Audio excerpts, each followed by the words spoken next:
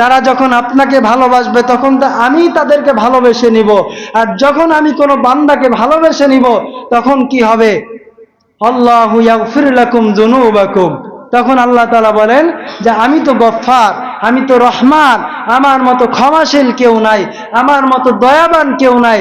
যখন আপনাকে অনুসরণ করার কারণে কোনো বান্দাকে আমি আল্লাহ ভালোবেসে নিব, তখন ওই বান্দার জীবনে যত গুনাহ থাকবে, যত অপরাধ থাকবে, সবগুলো আমি রহমত দিয়ে মাফ করে ধুয়ে মুছে বান্দাকে সাফ করে দিব। তাহলে আমরা যদি আল্লাহকে পেতে চাই, আগে কাকে পেতে হবে?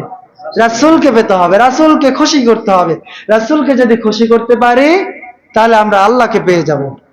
এবার আসেন, আমরা রাসূলকে কতটুকু খুশি করতে পারলাম? রাসূলকে তো ভালোবাসবেন, ভালোবাসার দরকার আছে না নাই? বাসবেন তো ইনশাআল্লাহ? আমি আপনাদের কথা ভাই বিশ্বাস করি না, কারণ আজকে এখানে যে ওয়াদা করলেন রাসূলকে ভালোবাসবেন, এই ওয়াদা কিন্তু আজকে মাল্টিভার্সের মসজিদে ফার্স্ট আপনারা করেন নাই। এরকম ওয়াদা জীবনে বহুতবার আরো বহু মসজিদে করছেন। করছেন কি করেন নাই? বহু মাহফিলে করেছেন, কিন্তু আপনার দাড়িতে, আপনার মুখে, আপনার লেবাসে, আপনার আচরণে বিন্দু মাত্র নবীকে ভালোবাসার মতো কোনো নমুনা আমি দেখতে পাচ্ছি না। তার মানে কি আপনি কি ওয়াদা ঠিক রাখছেন না ভঙ্গ করছেন? তো প্রিয় ভাইয়েরা, আজকে যে আমার সামনে ওয়াদা করলেন রাসূলকে ভালোবাসবেন, এটাও ভঙ্গ করবেন? কি বলেন, ভঙ্গ করবেন? রাসূলকে ভালোবাসবেন? আপনি তো বলেন আমি রাসূলকে ভালোবাসি, কিন্তু আপনার মিসওয়াক লাগে না। আপনি বলেন আমি রাসূলকে ভালোবাসি, কিন্তু খাবারের সময় আপনার দস্তরখানা লাগে না। আপনি বলেন যে আমি রাসূলকে ভালোবাসি, আবার আপনি সুদ ঘুষও খান। আপনি বলেন আমি রাসূলকে ভালোবাসি, আবার মিথ্যা কথাও বলেন, মানুষের সাথে আপনি প্রতারণাও করেন।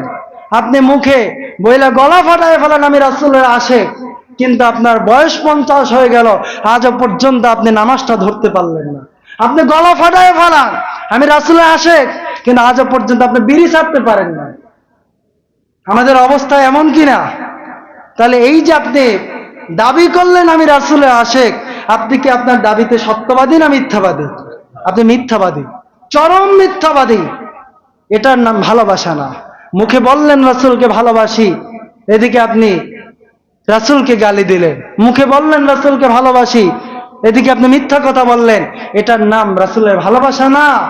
মুখে বললেন আমি মুসলমান, আমি রাসূলের উম্মত, কিন্তু আপনার মুখে দাড়িটা পর্যন্ত রাখতে পারলেন না।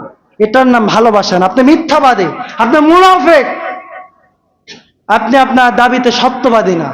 তাহলে আপনি যদি সত্যিকার অর্থে রাসূলকে ভালোবাসতেনই, তাহলে আপনি আপনার নবীর জন্য দাড়িটা পর্যন্ত রাখতে পারতেন। যেহেতু আপনি দাড়িটা রাখতে পারেন না, তার মানে আপনার রাসূলকে এখনো ভালোবাসতে পারেন না। অথচ রাসূল আপনার জন্য কি না করছে বলেন। রাসূল বলেন যে হে উম্মতেরা, 23টা বছর পর্যন্ত, টানা 23 বছর তোমাদের জন্য আমি কাঁদলাম। এশার নামাজের পর থেকে ফজরের আযান পর্যন্ত কাঁদলাম। উম্মত, একমাত্র তোমার জন্য আমি উহুদের ময়দানে দান মোবারক শহীদ করলাম। একমাত্র তোমার জন্য তায়েফের ময়দানে আমার পিঠ চালনের মতো ঝাঁঝরা ঝাঁঝরা করে ফেললাম।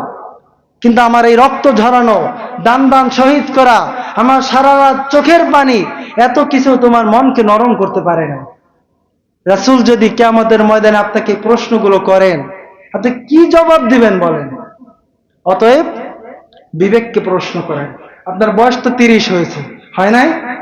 বয়স তো 50 হয়েছে, হয় কি হয় নাই? 50 হয়েছে। আর কয়দিন? আর কয়দিন মাত্র। কিন্তু এখনো যদি আপনি বিড়িটা ছাড়তে না পারেন, কবে ছাড়বেন বলেন বাবা? বয়স তো 60 বছর এখানে অনেকের হয়েছে, 40 তো প্রায় মানুষেরই হয়েছে।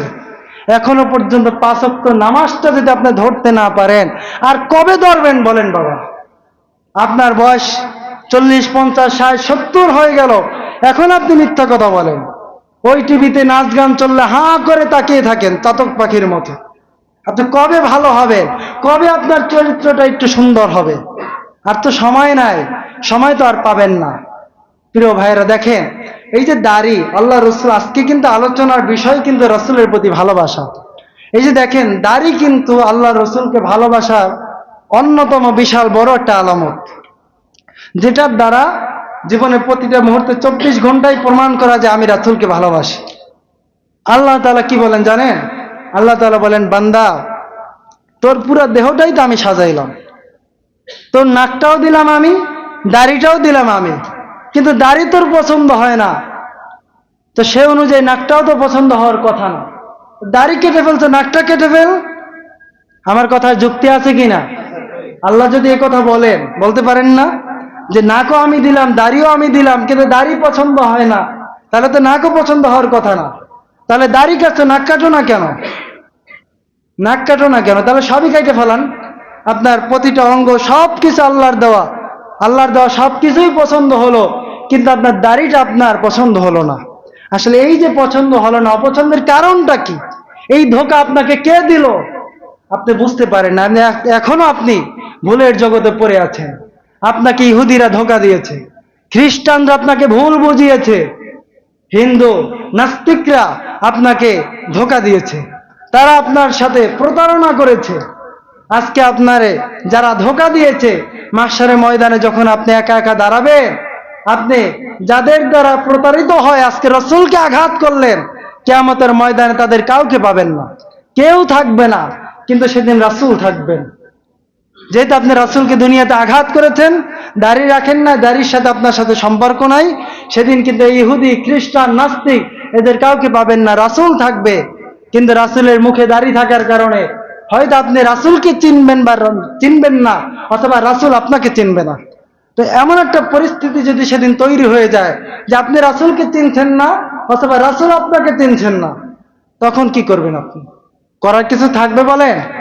থাকবে না। আমরা কলিজা দিয়ে বুঝাই, আমি আর্জেন্টিনা, আমি ব্রাজিল, কোটি কোটি টাকা মুসলিমদের সন্তানরা এর পিছনে খরচ করে, করে কি করে না? যেই পরিমাণ টাকা দিয়ে মুসলিমদের সন্তানরা জার্সি বানায়, এতে কি কোটি কোটি টাকা খরচ হয় না? আপনি বুঝাইলেন আমি অমুককে ভালোবাসি, কিন্তু রাসূলকে ভালোবাসি আপনি কয়দিন বুঝাইলেন? পতাকায় লেখে জীবন মানে বিশ্বকাপ, গেঞ্জিতে লেখে হৃদয়ে আর্জেন্টিনা, গেঞ্জিতে লেখে হৃদয় ব্রাজিল। আমি তো বলতে পারি, কোন মুসলমানের বাচ্চা যদি তার কলিজায়, তার ব্যানারে, তার অন্তরে, তার গেঞ্জিতে কথা লেখে যে হৃদয় অমুক, হৃদয় তমুক, আমি বলি যে তার কোনো ঈমান নাই, তার ঈমানে সমস্যা রয়েছে। কারণ একজন মুসলমানের অন্তরে আর্জেন্টিনা আর ব্রাজিল থাকতে পারে না।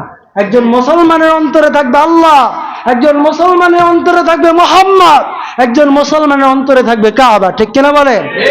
তাহলে আসুন আজকে আমরা তাওবা করে নিই, হিম্মত করে নিই যে কি হয়েছে, আমি কেন পারবো না? কত মানুষই তো পারে, আমি কেন পারবো না? তারাও ভাত খায়, আমিও ভাত খাই, তারা পারলে আমার পারতেই হবে, আমি কেন পারবো না?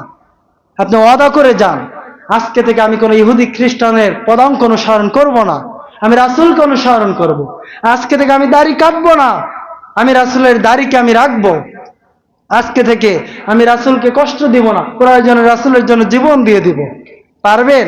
ইনশাআল্লাহ। পারবেন এই ওয়াদা করতে?